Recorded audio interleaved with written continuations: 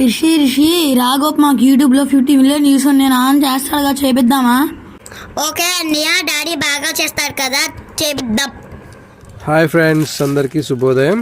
ఈరోజు రాగి పిండితో ఉప్మా ఎలా తయారు చేయాలో నేర్చుకుందాం.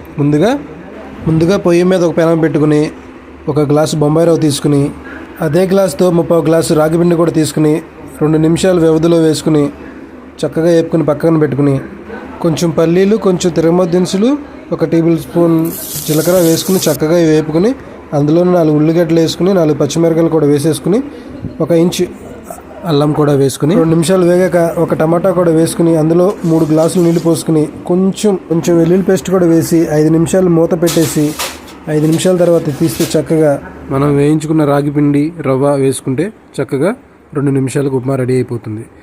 వేడి రాగి ఉప్మా రెడీ. సూపర్.